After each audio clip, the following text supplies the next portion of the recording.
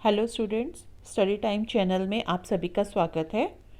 आज हम कक्षा 10 विषय विज्ञान तिथि 17/9/2021 का कार्यपत्रक 30 यानी कि वर्कशीट 30 जो है वो हल करेंगे।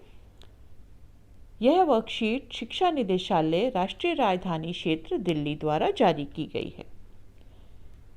यह वर्कशीट आपके चैप्टर 3 यानी कि धातु और अधातु पर आधारित है।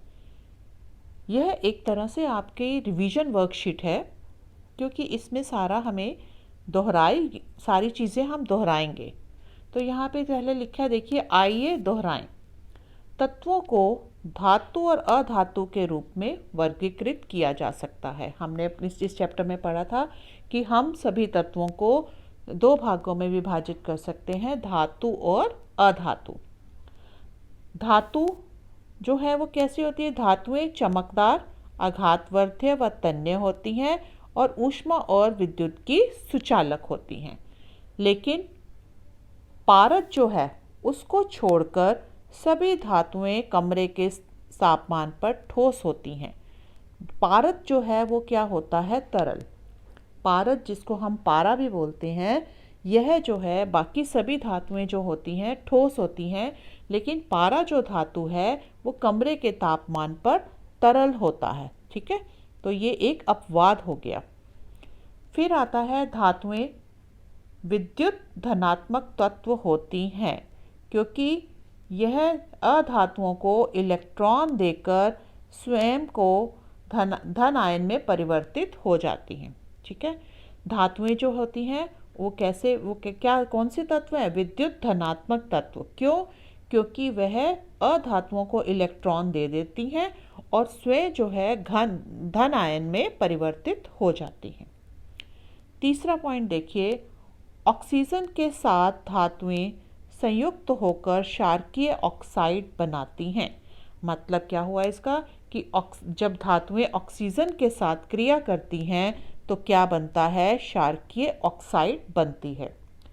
लेकिन एल्यूमिनियम ऑक्साइड और जिंक ऑक्साइड जो है वो क्षारकीय ऑक्साइड और अम्लीय ऑक्साइड दोनों के गुणधर्म प्रदर्शित करते हैं।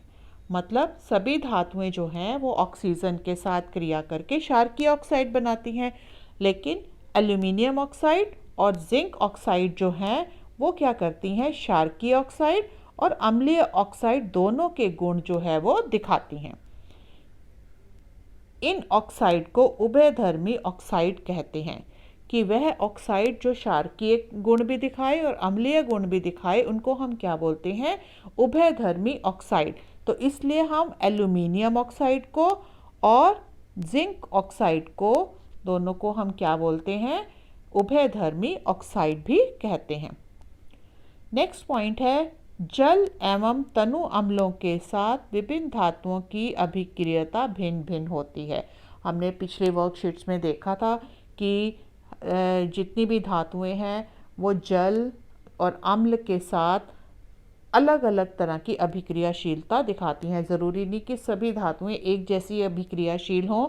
कुछ धातुएं जो हैं वो बहुत जल्दी अभिक्रिया कर लेती हैं, कुछ थोड़ी देर में करती हैं और कुछ बहुत ही धीरे अभिक्रिया करती हैं। अगला पॉइंट है, देखिए, अभिक्रियाशीलता के आधार पर अवरोही क्रम में व्यवस्थित सामान्य धातुओं की सूची को हम क्या बोलते हैं? सक्रियता श्रेणी कहते हैं। आपने पढ़ा था पिछले वर्कशीट में कि सक्रियता श्रेणी हमने पूरी डिस्कस करी थी वहाँ पे। तो जब हम अभिक्रियाशीलता के आधार पर धातुओं को अवरोही क्रम में रखते हैं तो उसको हम क्या बोलते हैं? सक्रियता श्रेणी। नेक्स्ट है, सक्रियता श्रेणी में हाइड्रोजन क्रिया श्रृंखला में हाइड्रोजन के ऊपर स्थित धातुएं तनु अम्ल से हाइड्रोजन को विस्थापित कर देती हैं। इसका मतलब क्या हुआ? सक्रियता श्रेणी में जो हाइड्रोजन क्रिया श्रृंखला में जो हाइड्रोजन के ऊपर जितनी भी धातुएं हैं, हाइड्रोजन से पहले जो हैं वो जितनी भी धातुएं हैं वो तनु अम्ल से हाइड्रोजन को विस्थापित कर देती हैं। ठीक है, नेक्स्ट पॉइंट देखिए, अधिक अभिक्रियाशील धातुएं अपने से कम अभिक्रियाशील धातुओं को उसके लवण विलयन से स्थापित कर देती हैं। मतलब जो ज़्यादा क्रियाशील धातुएं हैं वो क्या करती हैं, अपने से कम क्रियाशील धातुओं के विलयन में से उन धातुओं को क्या कर देती हैं, विस्थापित कर देती हैं। मतलब उनको हटा के उनकी जगह पर खुद आ जाती हैं और उनको अलग कर देती हैं। नेक्स्ट है, अधातुओं के गुणधर्मों के विपरीत के गुणधर्म धातुओं के विपरीत होते हैं। अगर हम देखें कि जो धातुओं के गुणधर्म हैं और अधातुओं के गुणधर्म हैं, ये दोनों ही बिल्कुल एक दूसरे से विपरीत हैं। ठीक है, ये ना तो आघातवर्त्य तथा ना तन्य होती हैं। ग्रेफाइट के अलावा सभी अधातुएं ऊष्मा और विद्युत की कुचालक होती हैं। ग्रेफाइट विद्युत का सुचालक होता है। तो यहाँ पे हमने पहले पढ़ा कि जो अधातुएं होती हैं उनके धातुओं से गुण जो हैं बिल्कुल अलग होते हैं। अधातुएं होती हैं ये ना तो आघातवर्ध्यता इनमें होती है।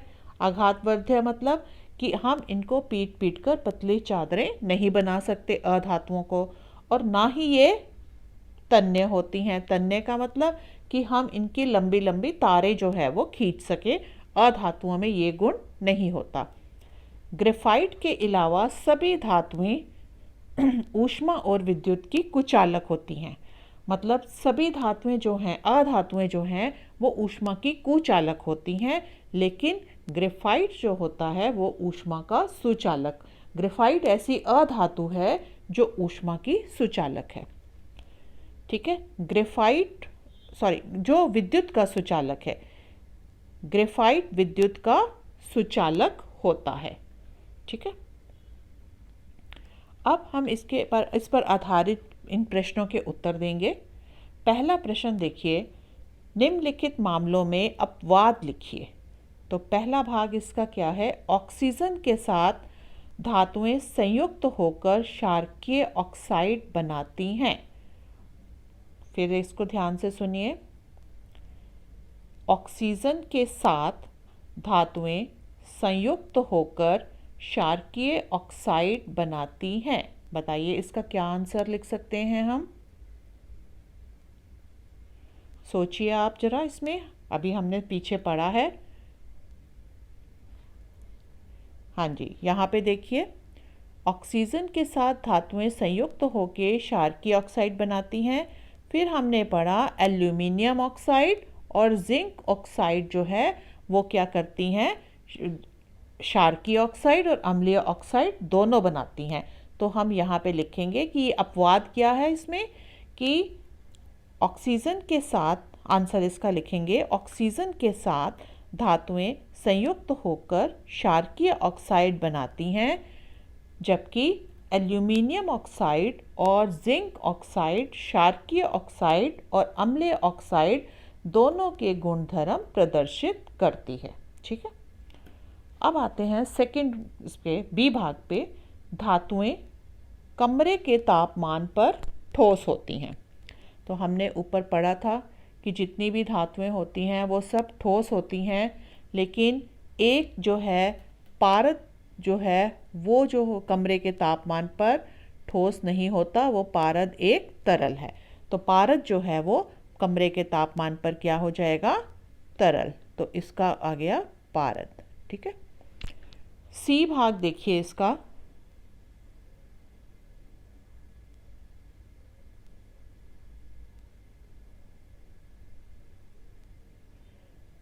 हाँ जी, सी भाग इसका देखेंगे।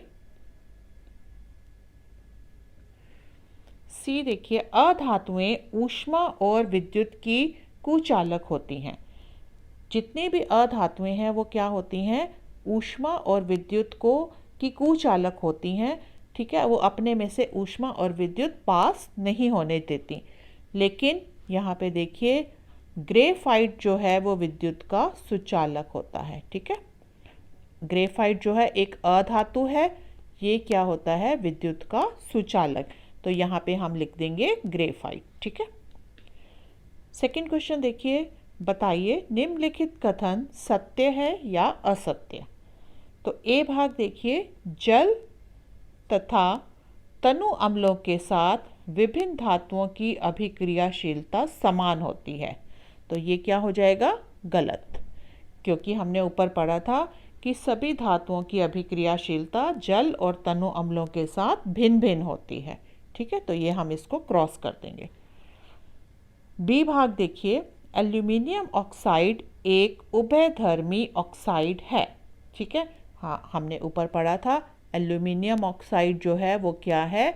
उभयधर्मी ऑक्साइड है, मतलब उसमें क्षारकीय गुण भी हैं और अम्लीय गुण भी हैं। तो ये हमारा आंसर हो जाएगा करेक्ट। सी भाग देखिए, अधातुएं धातुओं को इलेक्ट्रॉन देकर स्वयं घन आयन में परिवर्तित हो जाती हैं। ठीक है, ये आपका गलत है। इसमें क्या होना चाहिए? धातुएं अधातुओं को इलेक्ट्रॉन देकर स्वयं घन आयन में परिवर्तित हो जाती हैं। ठीक है, तो यहाँ पे क्या आएगा? धातुओं की जगह अधातु आ जाएगा और अधातु की जगह धातु आ जाएगा। तो ये आंसर बन जाएगा धातुएं अधातुओं को इलेक्ट्रॉन देकर स्वयं घन आयन में परिवर्तित हो जाती हैं। ठीक है, तो ये बेटा हमने वर्कशीट करी है 30th। ये एक तरह से आपके धातु और अधातु चैप्टर की रिवीजन वर्कशीट है। ठीक है, तो उम्मीद है आपको ये सारा चैप्टर अब अच्छी तरह से समझ आ गया होगा। आपने तीनों वर्कशीट्स जो हैं धातु और अधातु पे करी हैं इस वीक। अगर आपको मेरा चैनल अच्छा लगा है तो चैनल को सब्सक्राइब ज़रूर करिए, ताकि आने वाली वीडियोस की नोटिफिकेशन जो है आपके मोबाइल पे सबसे पहले आपको मिल जाए। और ये आपको वर्कशीट 30 कैसे लगी है इसके बारे में अगर आपको अच्छी लगी है तो इसको लाइक करो और कमेंट्स करिए। थैंक यू बेटा।